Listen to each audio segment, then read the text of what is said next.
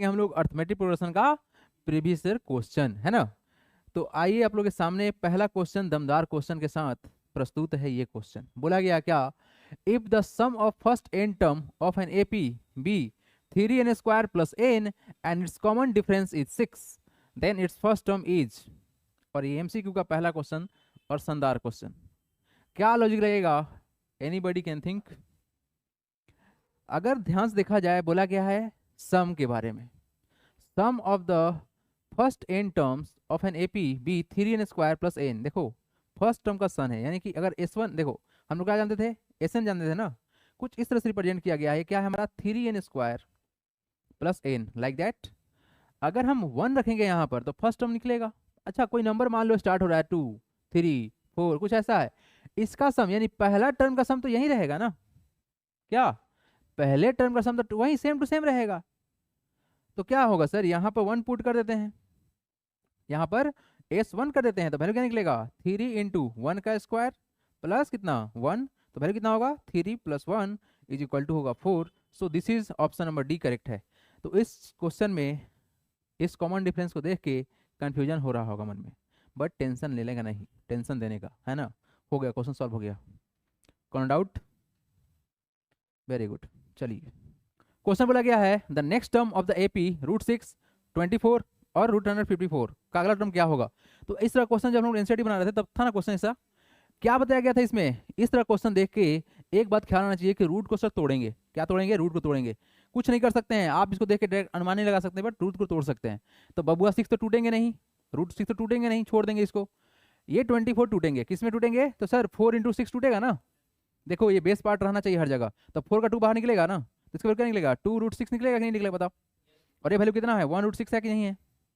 अच्छा नेक्स्ट अगला जो 54 है, 54 को ऐसे तोड़ना है, 54 को तुमको ऐसे तोड़ना है कि 6 तो रहे ही रहे, तो क्या मल्टीप्लाई करोगे 9 से करोगे, यही कर सकते हैं ना हम लोग। देखो 6 हमारे पास रहना चाहिए, कितना रहना चाहिए 6 हमारे पास रहना चाहिए। तो सर 6 रहने के लिए हमको 9 के साथ 6 को बैठाना पड़ेगा, 54 हो जाएगा ना। टेबल तो याद होगा ही, तो 9 का कितना बाहर निकलेगा 3, 3√6 हो गया। अब बताओ 1 2 3, अगला पार्ट कौन जाएगा 4, 4 बोले तो सर 4, 4 बोले तो सर 16, 16 गुना में कितना 6। मेरे भाई मेरे अगला जो टर्म जो भी होगा, अगला टर्म जो भी होगा कितना होगा 4√6 होगा ना। तो 4 अंदर जाएगा स्क्वायर के फॉर्म में ना, तो कितना होगा 16 होगा। तो रूट अंडर कितना 16 इंटू 6, तो 96 होगा। 16 छक 96 होता है, ऑप्शन नंबर बी मैच कर रहा है। बताइए, तो रूट वाला क्वेश्चन तो आएगा। बढ़ेंगे आगे, रूट का क्वेश्चन देखो।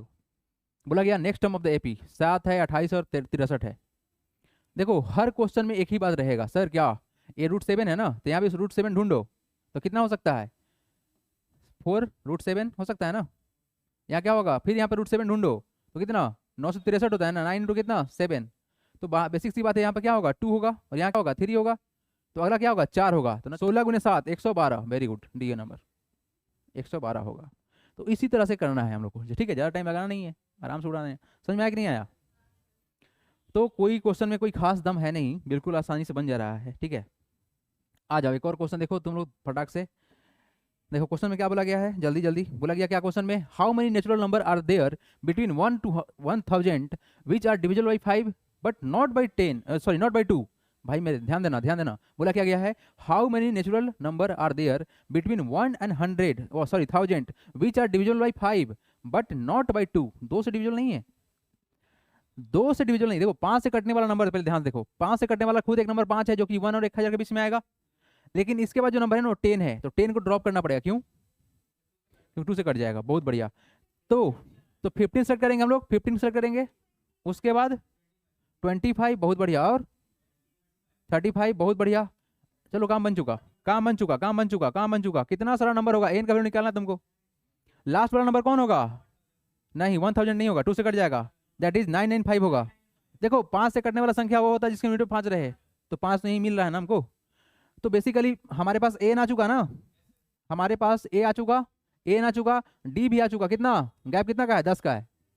लगा दो फॉर्मूला, ए इक्वल टू क्या होता है, एन इक्वल टू क्या होता है A plus N minus 1 into D. तो अपने पास एन का वैल्यू कितना 995, ए का वैल्यू कितना 5, और एन अपने को निकालना है, डी का वैल्यू कितना है 10।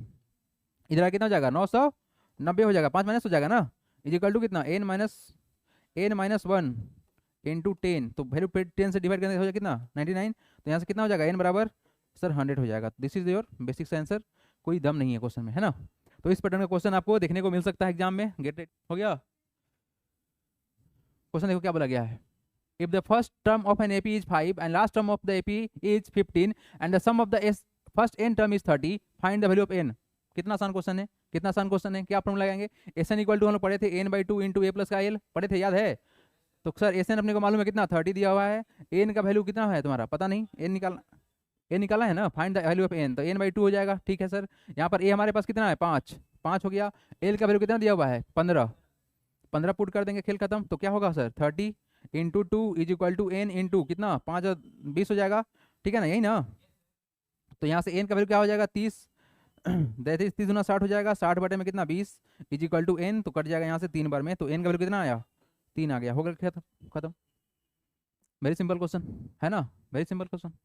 फार्मूला को, हर फार्मूला को दिल में बसा लीजिए, तभी जाए काम बनेगा, नहीं तो बिना फार्मूला के भटकेंगे आप लोग। अगर इस क्वेश्चन में मेरे प्यारे भाई लोग लगा दिए n/2, क्या लगा दिए n/2, बड़ा प्रोसेस जाएगा, जबकि छोटा प्रोसेस से निकल सकता है ना। चलो चलो चलो चलो, देखो तो लेवल तुम लोग एटलीस्ट देख लोगे ना। क्वेश्चन क्या बोला गया, बोला कि देखो find the sum of the 11 term of an AP whose 6 term is 30। कितना आसान क्वेश्चन है, हमको निकालना ए क्या S11 निकालना है, S11 निकालना है, यही ना। और बोला गया क्या हुज 6 टर्म इज, 6 टर्म बोले तो सर a प्लस का 5d इज इक्वल टू कितना दिया हुआ है 30 दिया हुआ है। चलिए तो इसका देखें वैल्यू, तो क्या होगा, इसका वैल्यू क्या होगा, यही इतना ही वैल्यू है, कैसे बढ़ोगे आगे। अब कौन तरीका है बताओ, एक क्वेश्चन लग रहा है हल्का सा है, बड़ी बढ़िया क्वेश्चन है, इसमें तो कुछ है ही नहीं है, क्या करेंगे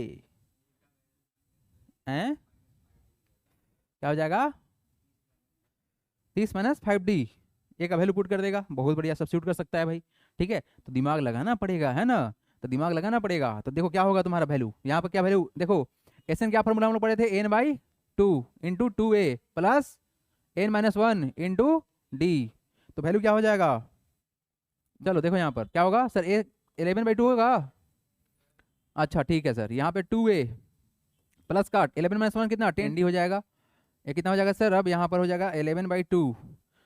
सर यहाँ से 2 कॉमन निकल सकता है, दोनों जगह से निकालेंगे, क्या हो जाएगा a प्लस का 5d, हो गया, हो गया। a प्लस 5d का वैल्यू कितना दिया हुआ है यहाँ पर, यही दिया हुआ है, यही दिया हुआ है, तो कितना हो जाएगा 11/2 इंटू कितना 2 इंटू कितना 30, बोलो कितना आसान क्वेश्चन हो गया, कितना आसान क्वेश्चन हो गया। देखो कितना हो जाएगा 11/2 इंटू कितना 30 दूना 60, तो खेल खत्म 30, तो 30 गुना 11 कर लो, 11 33 330, दैट इज आंसर। तो क्वेश्चन देख के डरना बिल्कुल भी नहीं है, अंजाम तक पहुंचना है, जो होगा देखा जाएगा।